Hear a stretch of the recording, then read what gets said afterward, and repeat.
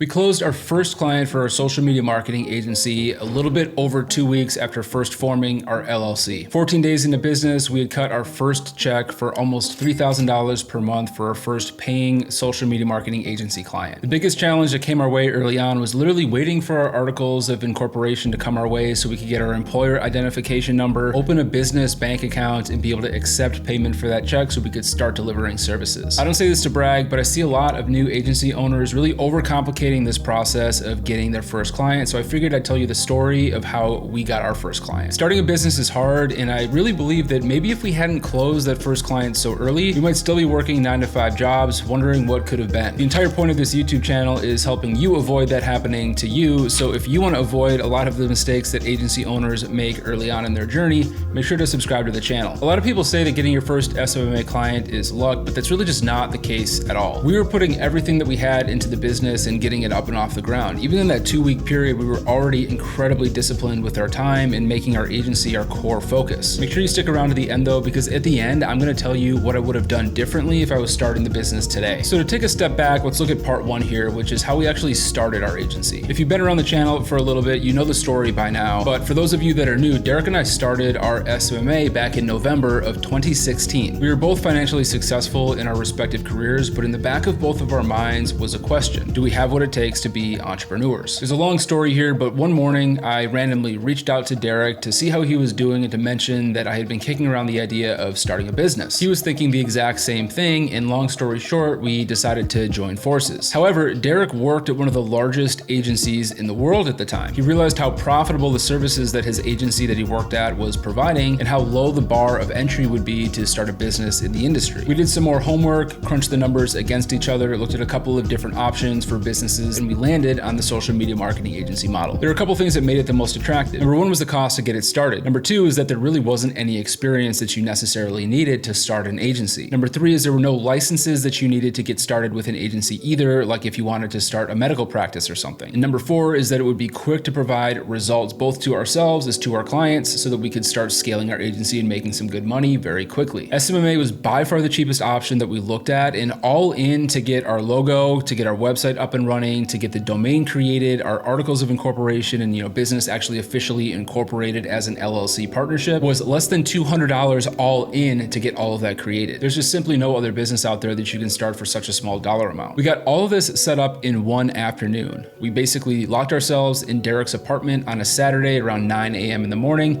and said, hey, we're not leaving here until we have a name for our agency, we've created a logo, the website is up and running, and we have everything up and set up to be able to actually have a legitimate business and to start doing some prospecting to clients. Let that be a lesson to you. I see a lot of agency owners, they take a lot of time just to pick a name, and it becomes a month-long process just to get their website up and running before they even make their first email outreach to a prospective client. Part 2 is after we had all of this set up, we began prospecting for our first client. So now our business was set up. Paperwork was still in the mail, but we were legit. We could get the ball rolling, and now it was time to find our first client. We had no idea what method would be best. SMMA courses really didn't exist yet. There was a Ty Lopez course out there, but if you've read any of the reviews on that, you know that there was not that much information in there. So we needed to lean on our respective backgrounds. We started cold calling businesses, we started emailing them to follow up, and we made it a goal to contact at least 50 businesses via phone and email each, meaning we were contacting 100 businesses per day, every day. I remember literally going out to my car at lunch at my day job when it was like 10 below outside. It was completely freezing. I had a jacket on. It was awful. And I would go and I'd sit in my car with a little piece of paper with a call list that I'd created the night before of people that I wanted to call in the 45 minutes that I had for a lunch break. It was a grind, but it was a lot of fun. I actually look back on this era in our agency journey with a lot of pride. The one thing that was in the back of our minds during this process though was that we felt like we were going to start getting some momentum. Some people were expressing interest. We were starting to get some people in our funnel that were prospective clients, but we were wondering, hey,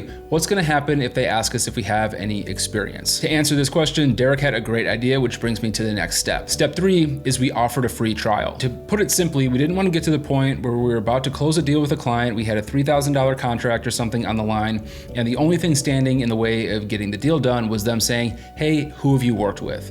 And us to not have anything to show. So what Derek did is he drove to a hair salon that had just opened up in his hometown. He had seen some signage that had said, hey, we're now open, and he walked through the doors and made them a proposal. He said, hey, how about in exchange for us being able to use you guys as a case study, we run a giveaway campaign for you for free. All that we did is we got some product, we put it on a table. Derek used his iPhone to snap a photo so that we'd have a nice looking ad, and we ran a promotion. The promotion was very simple. It was a giveaway. People would submit their information as leads to the salon, and then the salon owner would pick a winner after the campaign had run its course. This generated a lot of leads for them, and it was a successful campaign for the owner where she ended up getting some new clientele for her business. The risk was super low. It was a short time box campaign that we ran, and at the end of it, with very little effort on our part, we had a client that we could say that we had worked with. Now, there was something very important that was happening while we were doing this, which brings me to part 4. Part 4 was we needed to get our first paying client, right? So while we were running our free trial, we stayed away from the biggest mistake that I see a lot of agency owners make when they're looking for social proof for their first case study.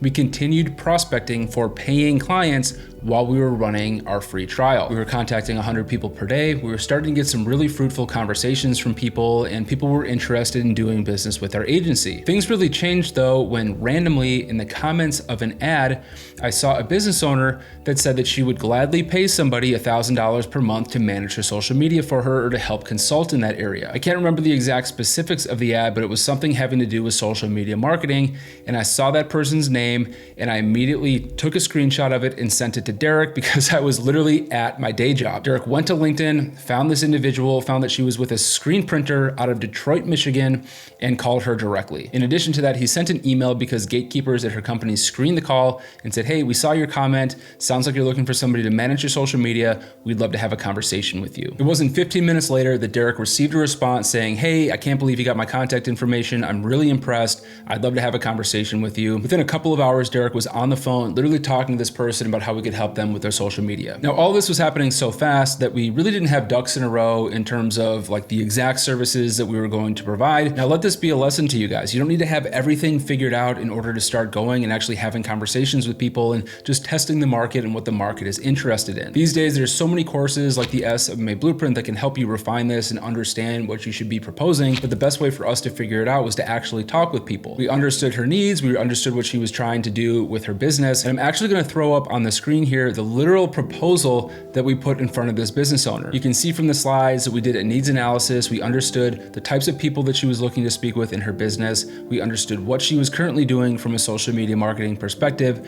And we put together a 3-tiered plan on how we could help her grow her business using our services. The numbers that we put on this proposal were very large to us at the time. It was thousands of dollars, and we weren't sure whether we were coming in at the right price or not. We honestly thought that she would go with the lowest ticket package, but believe it or not, while I was traveling for work, Derek had the proposal review with her and called me up saying, hey, we literally just locked down our first deal, and she went with the highest ticket package. She can't wait to get started working with us. Now, this completely blew our minds because when we were first getting started, we never in a million years thought that we would start a business and have our first paying client in only a couple of weeks, especially given our experience starting businesses in the past. Now, there are definitely some things here that I certainly would have done differently, given that times have changed over the last 7 years. The first thing that I would do differently is I would have had some automation happening with our email. I got a video on this channel where I talk about how to automate email and actually do cold email outreach, and our scripting also wasn't very strong at the time. In the description down below, completely free for you guys, we've got some cold email templates that you can use for your business to start getting some great results. The other thing that I definitely would have done differently as well is we would have increased the communication that we had with our client. Because we were first getting started, our communication really wasn't the best, and even though we were driving great results for them, generating a ton of leads, we really didn't have the structure in place to report on that and to give them visibility to all the great work that we were doing for their business. Because of that, we churned that client after the first 6 months of working with them, and honestly, it was still to this day one of the best performing clients that we ever worked with, and it's just really a shame that we didn't communicate to the level that we could have, given everything that we know now. The other thing that I definitely would have changed is I'm going to pull up on the screen here the proposal and the pricing section that we delivered. Now, we didn't know any better, but at the time we delivered 3 different options for them to choose from in terms of packages. These days, something that we've definitely learned works a lot better is delivering one single pricing package package to them and reviewing that with them live on a phone call. This way they don't get analysis paralysis when they look at the pricing. But what I would suggest doing is instead delivering one pricing model and then asking questions if it sounds like they're on the fence. If it sounds like they aren't committed to moving forward or it's too expensive, then reduce the price slightly or have a concession in terms of maybe not providing as many services to them, but make it very clear, cut and dry. And this will help you close more deals because they won't have to go think about which of the packages they want to move forward with. And I think that there's definitely some deals that we lost our first year in business that we probably would have won if we just had a simpler pricing model. Over the last 7 years, we've really improved our proposal model quite a bit. So if you guys are curious on the exact proposal that we use today to close clients for our agency, this video right here would be a great video to go and watch right after this video, where I walk you through exactly how we set up that proposal. And I even give you a free proposal template that you can use for your agency right away. Go ahead and check that out. Make sure that you're subscribed to the channel if you haven't already. And let me know the biggest learning that you've had in your agency in the comments down below. I'd love to hear from you guys and how your social media marketing agency journey is going. Thanks for watching. We'll see you in the next video.